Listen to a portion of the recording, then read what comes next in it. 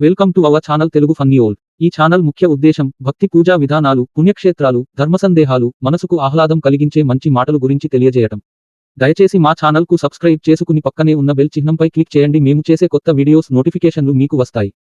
దక్షిణ భారతంలోని తమిళనాడు రాష్ట్రంలోని అరుణాచలం లేదా అన్నామలై పంచభూత లింగా క్షేత్రాలలో అగ్నిభూతానికి సంబంధించినదిగా పరిగణిస్తారు. అరుణాచలంలో అరుణ అంటే ఎర్రని, అచలం అంటే కొండ అని అర్థం. అంటే ఎర్రని కొండ అని భావం. మనం చేసిన రుణ పాపాలను తొలగించున్నది అని అర్థం అని పండితులు చెబుతారు. అదే తమిళంలో అయితే తిరువన్నామలై అంటారు. శివ భక్తులు తిరువాన్నామలైని కైలాస పర్వతంగా పరిగణిస్తారు. తిరు అంటే శ్రీ, అన్నామలై అంటే పెద్ద కొండ అని అర్థం. మన దేశంలోనే గొప్ప పుణ్యక్షేత్రాలలో అరుణాచలం ఒకటి. అరుణాచలం క్షేత్రంలో పగలు, రాత్రి, సంధ్యా సమయం, ఎర్రని ఎండలో భారీ వర్షం కురుస్తున్నప్పటికీ చలికి గజ గజ వణుకుతూ నిత్యం ఎవరో ఒకరు గిరి ప్రదక్షిణం చేస్తూనే ఉంటారు. పురాణాల ప్రకారం గంధర్వులు, దేవతలు, మహర్షులు, శివలోకం, విష్ణులోకం వంటి అన్యలోక వాసులు కూడా తిరువాన్నామలైకి వచ్చి భూలోకంలో ఉండే జీవరాశుల రూపంలో అంటే ఈగ, చీమ, కుక్క, పక్షులు, పశువుల రూపంలో వచ్చి అరుణాచలేశ్వరుడి గిరి చుట్టూ ప్రదక్షిణలు చేస్తారు. గిరి ప్రదక్షిణం ఎందుకంటే అరుణాచలేశ్వరుని జ్యోతిర్లింగ స్వరూపం కావడం వల్ల. ఈ గిరి చుట్టూ ప్రదక్షిణ చేయడం వల్ల సాక్షాత్తు శివుని చుట్టూ ప్రదక్షిణం చేసినట్టేనని చాలా మంది నమ్మకం. అందుకే రమణ మహర్షి గిరి చుట్టూ ప్రదక్షిణ గురించి, దీని ప్రాముఖ్యత గురించి పదే పదే చెబుతూ ఉంటారు. ఎవరైతే పాదరక్షలు లేకుండా శివనామ స్మరణ చేస్తూ ప్రదక్షిణ చేస్తారో వారికి ఎంతో పుణ్యం దక్కుతుందని చాలా మంది విశ్వాసం. తలచినంత మాత్రముననే సకల పాపాలను పోగొట్టే మహాపుణ్యక్షేత్రం ఈ క్షేత్రం. కాశీ, చిదంబరముల కంటే మిన్నయని భక్తుల విశ్వాసం. శివుని ఆజ్ఞతో నిర్మించిన క్షేత్రం అరుణాచలం. వేద పురాణాలలో పేర్కొన్న క్షేత్రము. అరుణాచలేశ్వర దేవాలయం శివుని ఆజ్ఞచేత విశ్వకర్మచే నిర్మించాడని, దాని చుట్టూ అరుణమనే పురము కూడా నిర్మించినట్లుగా పురాణాలు తెలుపుతున్నాయి. వ్యాస మహర్షి రచించిన స్కంద పురాణంలోని అరుణాచల మహాత్మ్యంలో వివరించిన ప్రకారం అరుణాచలంలో జరుగవలసిన పూజా విధానమంతా శివుని ఆజ్ఞ ప్రకారం గౌతమ మహర్షి నిర్దేశించినట్లుగా తెలుస్తోంది. అరుణగిరియే పరమశివుడు. వాస్తవానికి అరుణాచలంలో ఉన్న ఈ కొండయే శివుడని పురాణముల ద్వారా స్పష్టం అవడం చేత ఈ కొండకు తూర్పున గల అరుణాచలేశ్వరుని ఆలయము కంటే ఈ కొండకే ఎక్కువ ప్రాధాన్యత ఉందని అంటారు. కొందరు ఈ క్షేత్రాన్ని జ్యోతిర్లింగమని కూడా అంటారు.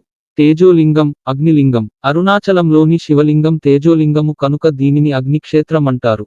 ఈ అరుణాచలం పరమేశ్వరుని జ్యోతిర్లింగ స్వరూపం కావడం వలన ఈ కొండ చుట్టూ ప్రదక్షిణం చేయటం సాక్షాత్తు శివునికి ప్రదక్షిణము చేయడమే అని భక్తుల విశ్వాసం. ఈ ఆలయం గర్భాలయంలోకి ప్రవేశించగానే ఆలయం బయటకు, గర్భాలయం లోపలకు ఉష్ణోగ్రతలో ఉన్న తేడా భక్తులకు స్పష్టంగా తెలిసిపోతుంది. ఎందుకంటే ఈ శివలింగం అగ్నిలింగం కాబట్టి గర్భాలయంలో లోపల వేడిమి ఎక్కువగా ఉంటుంది. ఎలాగైతే శ్రీకాళహస్తిలో వాయులింగమైన శివలింగం నుంచి వచ్చే గాలి కారణంగా దీపం కదులుతూ ఉంటుందో అదే అనుభవం అరుణాచలం గర్భాలయంలో భక్తులకు కలుగుతుంది. గిరి ప్రదక్షిణ. అరుణాచలంలో శివ దర్శనం కన్నా గిరి ప్రదక్షిణకే ప్రాధాన్యత ఎక్కువ. ఎందుకంటే అరుణగిరియే సాక్షాత్తు పరమశివుడనే భావం ఉండడం చేత భక్తులు పాదచారులై గిరి ప్రదక్షిణం చేస్తారు. ఈ విధంగా శివస్మరణ గావిస్తూ ప్రదక్షిణ చేసేవారికి మహాపుణ్యం సిద్ధిస్తుందని మహాత్ముల వచనం. అందుచేత నిత్యము, అన్నివేళలా ఎంతో మంది గిరి ప్రదక్షిణం చేస్తూ ఉంటారు. ముఖ్యంగా పౌర్ణమి రోజుల్లో ఇక్కడ లక్షలాది మంది గిరి ప్రదక్షిణ చేస్తారు. ఇక శ్రావణ పౌర్ణమి, కార్తీక పౌర్ణమి, మార్గశిర పౌర్ణమి, మాఘ పౌర్ణమి వంటి విశేష పర్వదినాలలో ఇక్కడ దేశవిదేశాల నుంచి వచ్చిన భక్తులు గిరి ప్రదక్షిణ చేస్తుంటారు. ఔషధుల నిలయం అరుణగిరి. అరుణగిరిపైన గల మహౌషధీ ప్రభావం వల్ల శరీరమునకు, శివ స్మరణ వల్ల మనస్సుకు, శివానుగ్రహం వల్ల ఆధ్యాత్మిక జీవనానికి స్వస్థత చేకూరుతుందని భక్తుల నమ్మకం. అందుకే ఈ గిరి ప్రదక్షిణకు అంతటి ప్రాశస్త్యం. గిరి ప్రదక్షిణ ఎప్పుడు చేయాలి? గిరి ప్రదక్షిణం చాలా వరకు తారు రోడ్డు పైనే జరుగుతుంది. ఈ మధ్య కాలంలో గిరి ప్రదక్షిణ చేయడానికి వీలుగా రోడ్డు పక్కన కాలిబాట కూడా వేశారు. పగటిపూట సూర్యతాపాన్ని తట్టుకోవడం కష్టం కనుక ఎక్కువ మంది రాత్రి పూట లేదా తెల్లవారుజామున చేస్తారు. లేదా మధ్యాహ్నం 3 గంటలకు మొదలు పెడితే రాత్రి 8 గంటల లోపు గిరి ప్రదక్షిణ పూర్తవుతుంది. గిరి ప్రదక్షిణ ఎక్కడ నుంచి మొదలు పెట్టాలి? రమణాశ్రమానికి 2 కిలోమీటర్ల దూరం వెళ్లిన తరువాత కుడివైపుకు తిరిగి రోడ్డుకి మధ్యలో వినాయకుడి గుడి వస్తుంది. సాధారణంగా గిరి ప్రదక్షిణ ఇక్కడ నుంచే మొదలు పెట్టి అరుణాచలేశ్వరుని ఆలయం వద్దకు చేరుకున్నాక ముగిస్తారు. గిరి ప్రదక్షిణ వలయంలో చూడవలసిన విశేషాలు. గిరి ప్రదక్షిణ వలయంలో తప్పకుండా చూడవలసిన ఆలయాలు కొన్ని ఉన్నాయి. ఇక్కడ స్వామి కొండ చుట్టూ అష్టదిక్పాలకులు ఉంటారని ప్రతీతి.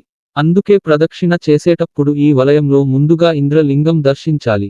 తర్వాత వలయంలో క్రమంగా అగ్నిలింగం, యమలింగం, నైరుతి లింగం, సూర్యలింగం, వరుణలింగం, వాయులింగం, కుబేరలింగం, ఈశాన్యలింగం ఇలా అన్నింటిని దర్శించుకుంటే గిరి ప్రదక్షిణ చేస్తేనే ప్రదక్షిణ ఫలం దక్కుతుందని విశ్వాసం. ముఖ్యంగా ప్రదక్షిణ వలయంలో వచ్చే ఆది అన్నామలై ఆలయాన్ని కూడా తప్పకుండా దర్శించుకోవాలి. పరుత్వి బంగారు ముఖ దర్శనం. రమణాశ్రమానికి 2 కిలోమీటర్లు దూరం వెళ్లిన తరువాత కుడివైపుకు తిరిగి రోడ్డుకి మధ్యలో ఉన్న వినాయకుడి గుడి నుంచి అరుణగిరిని దర్శిస్తే ఆ కొండ నంది లాగా కనిపిస్తుంది. ఇక్కడ నుంచి అరుణగిరిని దర్శిస్తే పేదరికం పోయి అష్టైశ్వర్యాలు సిద్ధిస్తాయని విశ్వాసం. మోక్ష సాధనం. ఆకాశదీప దర్శనం. కార్తీక పౌర్ణమి రోజున అరుణాచల గిరి పైన ఆకాశదీపము వెలిగిస్తారు. ఈ కార్తీక పౌర్ణమి దీపోత్సవాన్ని చూడటానికి దేశ విదేశాల నుంచి కొన్ని లక్షల మంది అరుణాచలానికి చేరుకుంటారు. విదేశీయులు శాశ్వత నివాసం. అరుణాచలంలో ఎంతో మంది విదేశీయులు శాశ్వత నివాసం ఏర్పరుచుకుని శివుని ఆరాధిస్తూ ఉంటారు. ఇక్కడ ఉండే ప్రశాంతత, దివ్యశక్తి భక్తులలో ఆధ్యాత్మిక భావనలు కలిగిస్తుంది.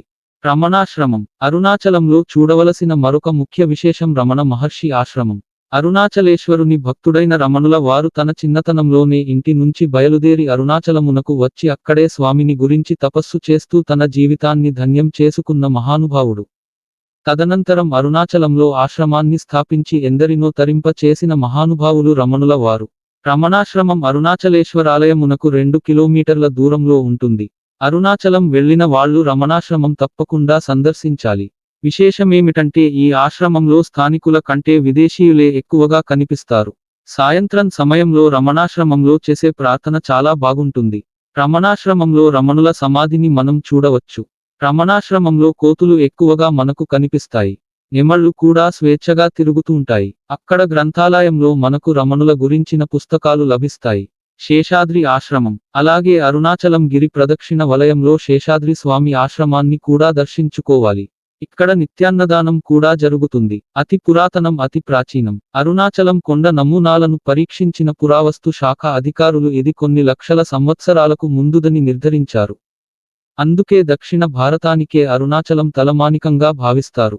అరుణాచల మహత్యం. చివరగా అరుణాచలం క్షేత్రంలో పగలు, రాత్రి, సంధ్యా సమయం, మండుటెండలో భారీ వర్షం కురుస్తున్నప్పటికీ చలికి గజగజ వణుకుతూ నిత్యం ఎవరో ఒకరు గిరి ప్రదక్షిణ చేస్తూనే ఉంటారు. పురాణాల ప్రకారం గంధర్వులు, దేవతలు, మహర్షులు, శివలోకం, విష్ణులోకం నుంచి కూడా దేవతలు, గంధర్వులు, కిన్నెరులు, కింపురుషులు భూలోకంలో సూక్ష్మ రూపంలో కానీ పశు పక్ష్యాదుల రూపంలో కానీ అరుణాచలేశ్వరుడి గిరి చుట్టూ ప్రదక్షిణలు చేస్తారని విశ్వాసం. అరుణగిరి ప్రదక్షిణ నియమాలు. అరుణాచలంలో గిరి ప్రదక్షిణ చేసే భక్తులు పాదరక్షలు ధరించకూడదు.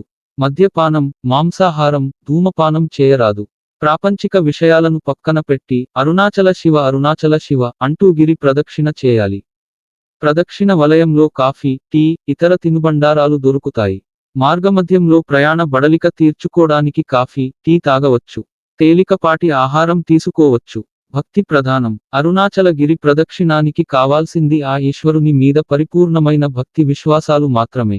ఏదో కాలక్షేపం కోసమో, ఒక విహార యాత్రకు వెళ్ళినట్లుగానో అరుణాచలానికి వెళ్ళకూడదు.